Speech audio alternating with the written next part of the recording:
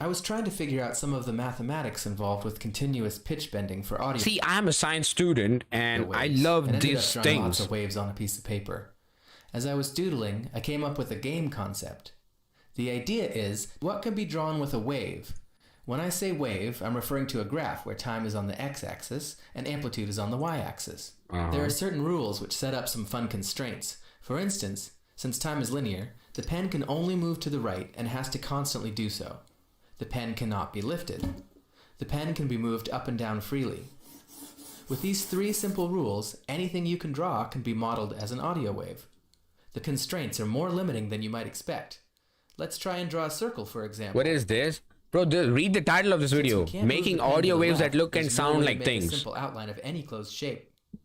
But what we can do is draw a very dense wave with varying amplitudes to construct a solid-looking form. We can make a lot of different shapes with this technique. How about an hourglass that's been tipped over?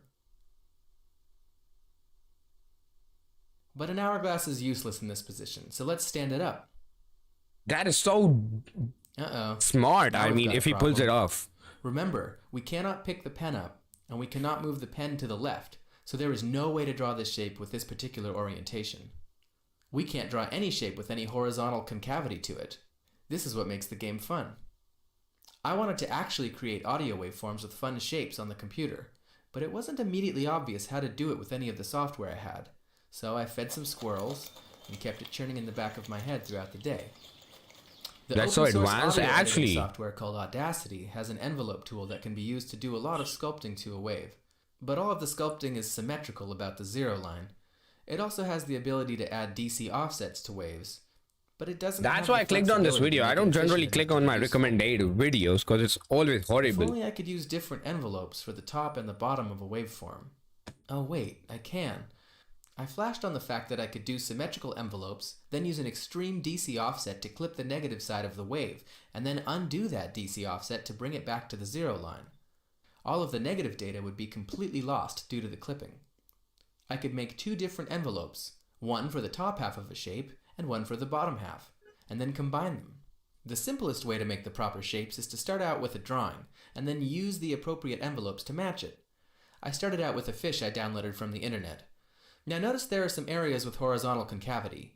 These areas have to be fixed. So let's make some modifications. Now with the tail we'll have to be a little more creative. I don't just want to fill this area in. That would ruin the form a little too much. But what we can do is put a little curve to it. Look at this. It still maintains the form essentially, but gets rid of any horizontal concavity. Now I'm going to make some stencils so I can match an envelope to the contours of the fish.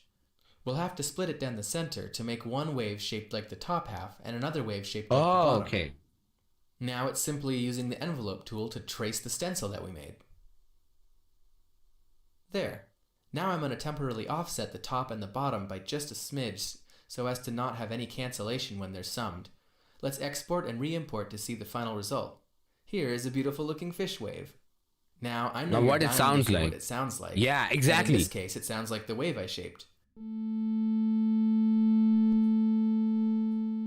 I used a low frequency sine wave, so it's just going to be a pure tone with some fluctuations in volume and some distortion caused by a bit of DC offsetting. But it can sound like anything. Smart if you understand this. Yeah. Constraints. Here is an example of a cow-shaped waveform. How? When viewed at this zoom level, it almost seems like magic that a cow-shaped waveform can make the sound of a cow. But if we look at it up close, all the features of a moo sound can be found within. Well, I certainly consider this experiment a success. In the description below this video, there's a download link for the fish and the cow waveforms in case you'd like to try them out yourself. That is so nice idea for a video. Leave a comment. How many views it gets? Oh, okay. It's not even on 1 million views, but he has only 10K subscribers. Take that in mind.